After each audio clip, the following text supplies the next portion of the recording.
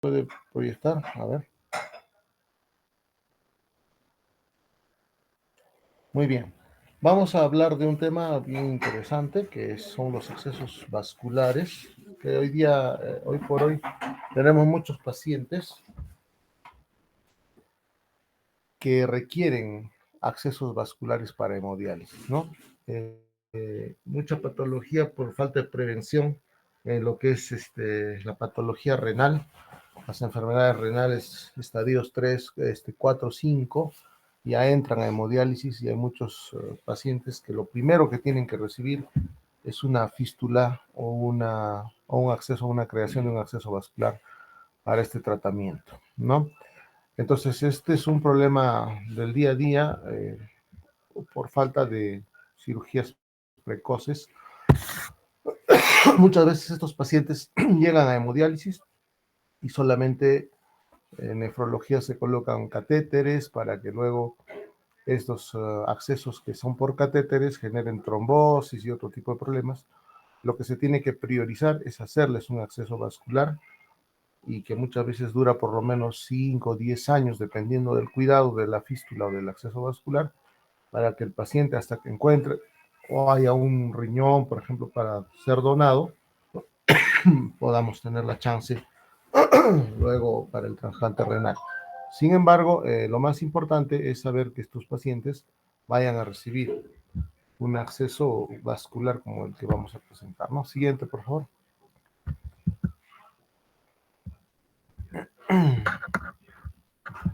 Entonces decíamos que un acceso vascular finalmente va a generar una fístula arteriovenosa. Una fístula arteriovenosa no es nada más que la unión entre una arteria y una vena, de manera quirúrgica en este caso, es lo que hacemos nosotros. Si bien es cierto, como habíamos visto en trauma vascular, pueden existir fístulas arteriovenosas adquiridas por un trauma, o congénitas también, que son patologías que se pueden ir dando a lo largo del tiempo, pero lo que nosotros hacemos es un acceso vascular o una creación de fístula arteriovenosa por vía quirúrgica, ¿no? Siguiente. Esos son antecedentes, como en todas las presentaciones que yo les hago, de los tipos de fístulas que se han dado a lo largo de los años. Una de las más conocidas es la breccia-Osinino, de 1966, una fístula arteriovenosa que obviamente ayuda mucho en lo que es la hemodiálisis. Siguiente.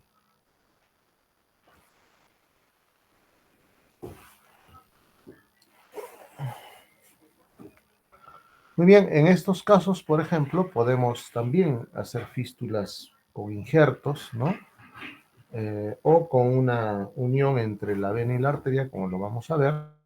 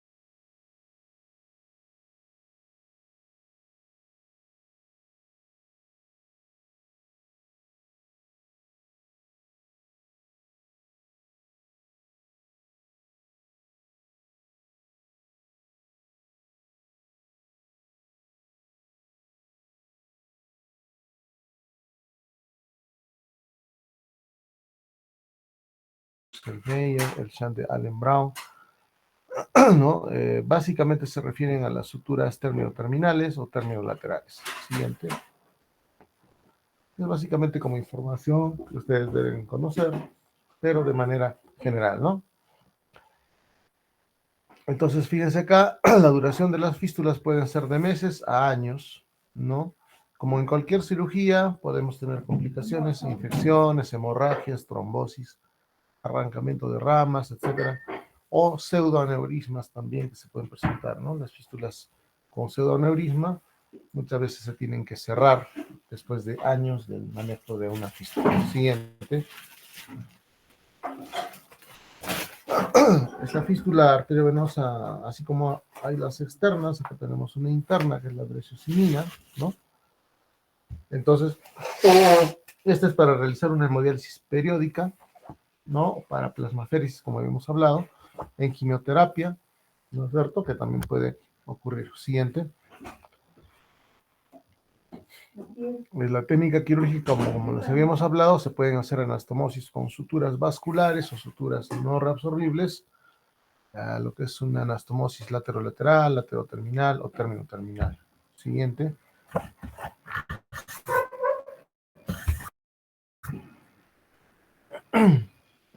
Entonces, en cuanto a la localización de las fístulas o los accesos que hacemos vascularmente, está la radiocefálica, que es la más frecuente, se hace una anastomosis lateroterminal.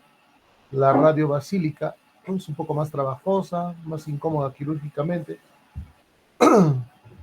pero bueno, siempre es una de segunda elección, ¿no? La de la primera elección podría ser la radiocefálica, luego viene la radiobasílica. Siguiente.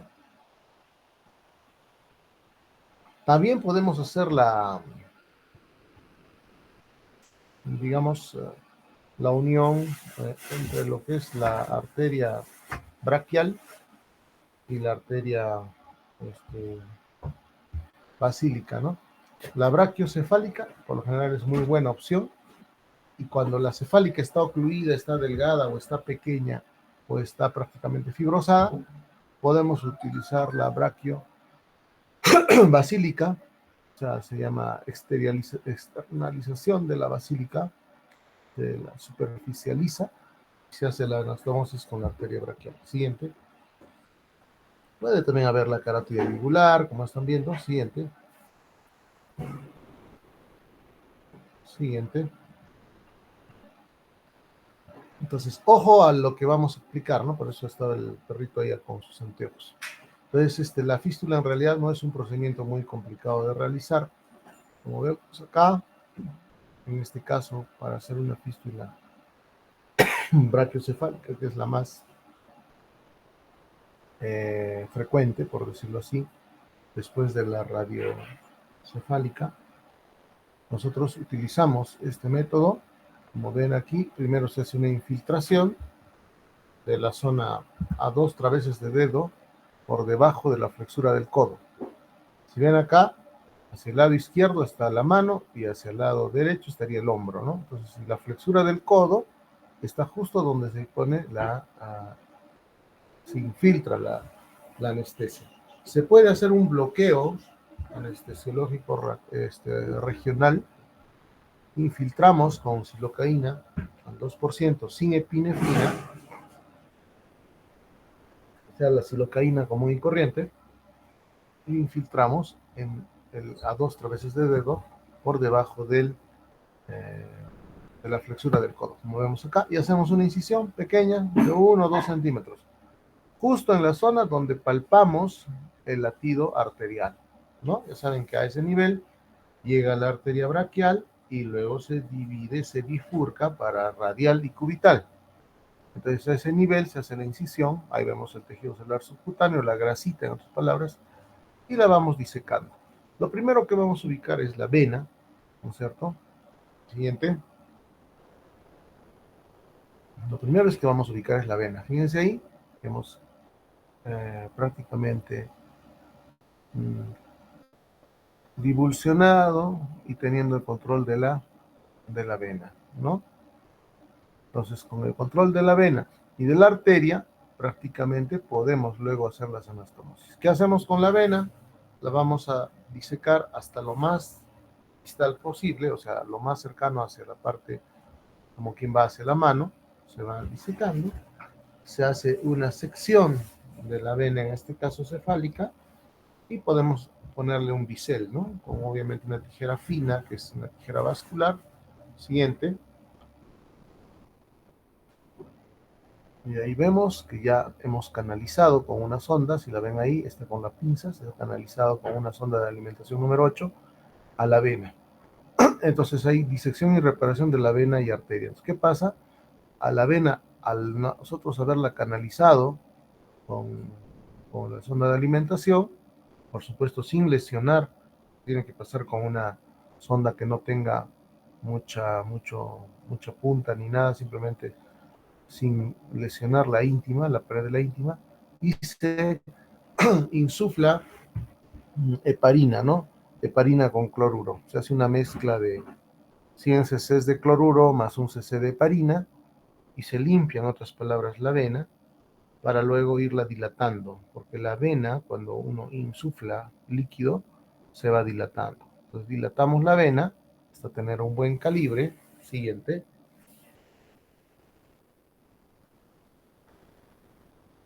Fíjense ahí, ya vamos preparando la vena. Ahí no sé si ven hacia el lado derecho. Con dos pincitas hemos hecho un bisel, una boquita ampliada de la vena, para luego, a manera de paracaídas, anastomosar la arteria. Luego el control de la arteria es importante porque bien podemos poner clamps o podemos poner catgut, ¿no? Que son suturas que no van a lesionar la arteria, para evitar el chorro sanguíneo arterial. Y hacemos una incisión a nivel de la arteria y luego una anastomosis con sutura 6 ceros o 7 ceros entre lo que sería la vena y la arteria. Siguiente. Acá lo vamos a hacer un poco más de cerca. Si ven acá, ahí tienen el bisel de la vena. Luego la arteria es en la parte inferior y las anastomosis van a ser a manera de paracaídas. Sutura continua. Siguiente. Ahí vamos viendo cómo ya se va haciendo la anastomosis entre arteria y vena, ¿no? Entonces, obviamente que luego de esta anastomosis, el flujo del fluido arterial va a ingresar una parte hacia lo que es la arteria distal y otra parte se va a la vena. Y ese es el shunt o esa es la fístula arteriovenosa. Entonces, con los meses, al mes, por lo general, se va a desarrollar o se va a dilatar esa vena y va a permitir hacer las punciones para la hemodiálisis. Eso es lo más adecuado. Ahora, ¿en qué zonas son las que uno prefiere realizar la fístula arteriovenosa? En un brazo que no haya tenido punciones, por ejemplo, el lado izquierdo, por lo general para los que somos diestros, es preferible iniciar la creación de fístula arteriovenosa a nivel del lado izquierdo, ¿no? Si fuéramos izquierdos, al lado derecho, o en la zona que menos punciones ha tenido. Por eso es importante que en los pacientes nefrópatas, que están ya en estadios terminales renales, se cuide mucho las punciones a nivel de las venas. Hay que cuidar como oro porque estas venas nos van a ayudar a hacer estas fístulas, que luego es más funcional tener a un paciente en hemodiálisis con una fístula que estar con un catéter que luego puede generarle mayores problemas a futuro, ¿no? Edema de brazos, edema y derrames pleurales en la pleura. Este, puede ocurrir varias complicaciones de trombosis, síndrome de vena cava, puede ocurrir también, ¿no? Por tanto catéter que se va a o las trombosis yugulares, ¿no? Que pueden traer complicaciones a futuro. Entonces, es preferible tener un acceso vascular en este tipo de pacientes. Siguiente. Ahí vemos ya la unión y la sutura. Ahí está haciendo una sutura fina entre lo que es la boca de la arteria y la boca de la vena, ¿no? Es una anastomosis lateroterminal de arteria-vena con problemas 7 ceros o 6 ceros. Yo por lo general utilizo 7 ceros y nos va muy bien con las no tenemos mayor problemas quirúrgicamente. Siguiente. Ahí ya terminando la sutura. Siguiente.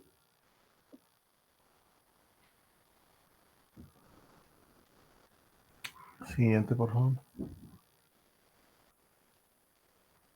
Y ahí ya se hizo se logró hacer la anastomosis entre la vena y la arteria y obviamente el flujo, ya empieza a haber flujo arterial a la vena y se abomba la vena, se dilata y ya queda óptima para hacer una fístula al mes, ¿no? Por lo menos de su creación. Siguiente, ahí lo vamos a ver un poco ya más graficado.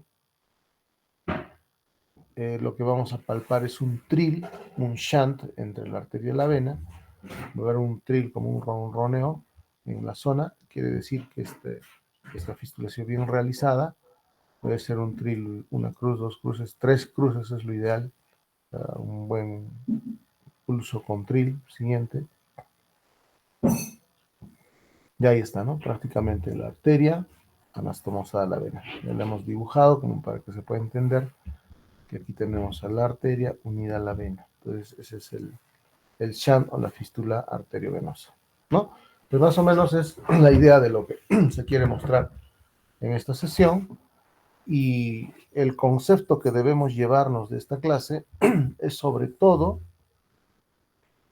no tener una situación o tener una situación muy clara en los pacientes con hemodiálisis o que son nefrópatas y que están en hemodiálisis. Es importantísimo que ya tempranamente se pueda realizarle una fístula arteriovenosa a este paciente. A veces esperamos, a veces ya el paciente está con un catéter, dos catéteres, y entonces esto le va a generar mayor problema futuro.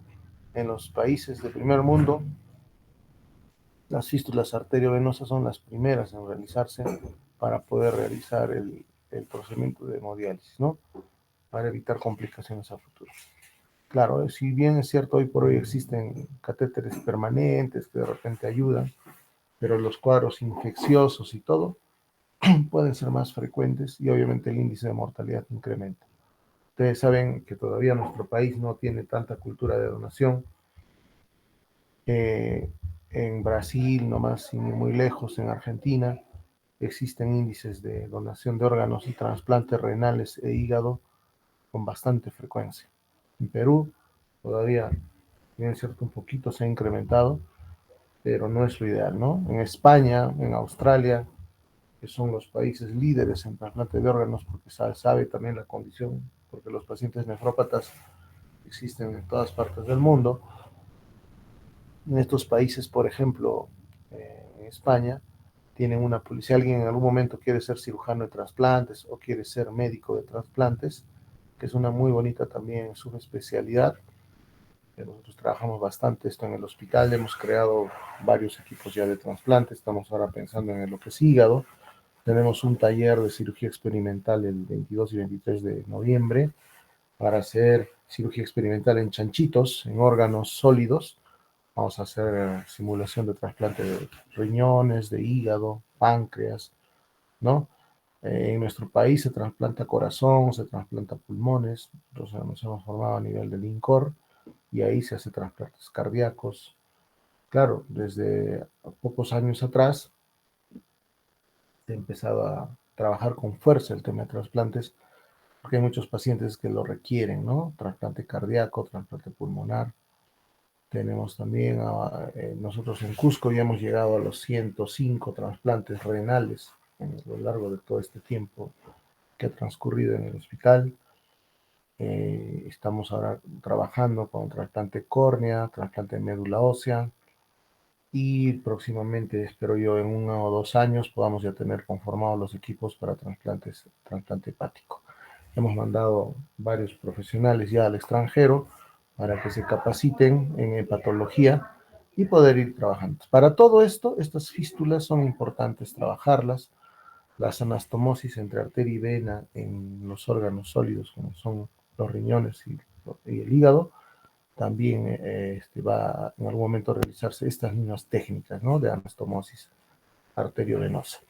Entonces, por lo que ustedes deben manejar, y van a ver muchos pacientes en consulta, tanto en las clínicas como en el Serum o como en Lima, cuando se estén preparando para las especialidades, ustedes van a ver pacientes nefrópatas.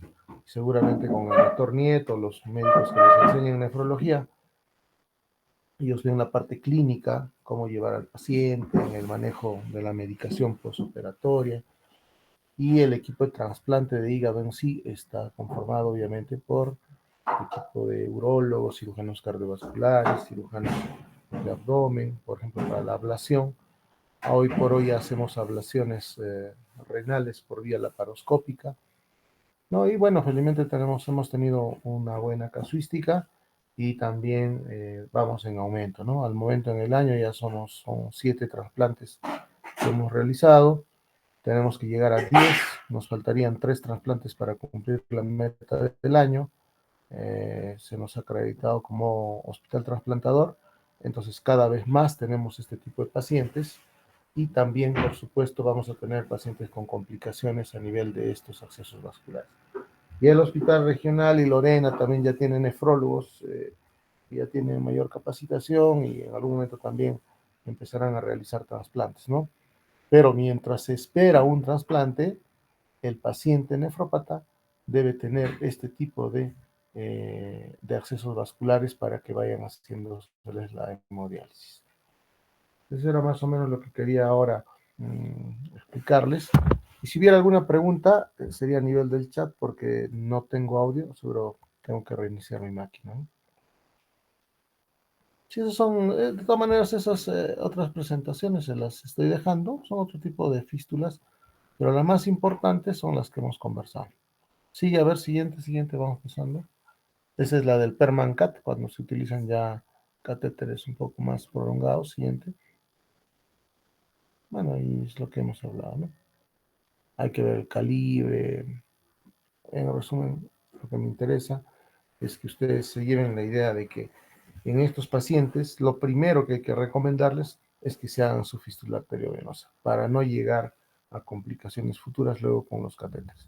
Si bien es cierto, pueden seguir usando sus catéteres mientras van desarrollando las fístulas, pero las fístulas son la primera opción a nivel mundial, ¿no? Para poder manejar estos pacientes. Si hubiera alguna pregunta, al chat, por favor. Estaríamos a la espera. No sé si ha quedado claro este tema o tienen alguna duda, por favor.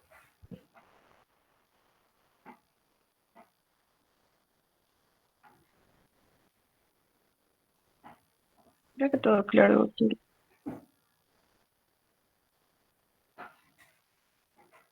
Creo que todo claro, doctor. Esperamos un par de minutos si es que escriben alguna pregunta y si no, esta es la sesión del día viernes. Por favor, quisiera que ya a los grupos que se les ha pasado los casos, esta semana ya comuníquense conmigo para que podamos ir haciendo la presentación. Aquellos grupos que no tienen todavía caso, obviamente preocúpense esta semana para que vayamos asignándoles casos, de tal manera, porque acuérdense que esta es parte de vuestra nota, la presentación de los casos. Después de lo que son estas exposiciones, también ya inician sus exposiciones de los temas. Son 6 temas más o menos que se les ha asignado en el syllabus para que ustedes puedan ir haciendo o exponiendo, ¿no? Eso es parte también de la calificación. Y vamos programando el primer examen. Eso va a ser escrito y de manera presencial. Ustedes me dicen cuándo. Entiendo que también los otros cursos ya deben estar viendo opciones de cuándo van a ser sus tiempos de examen y me avisan con tiempo para que no choque con sus otros exámenes. Muy bien, chicos, entonces no hay preguntas, todo está claro, me dice el doctor, ya, Cassandra. Muy bien, en todo caso estaríamos aprovechando ya nuestro domingo. Nos vemos en la siguiente sesión. Buenos días.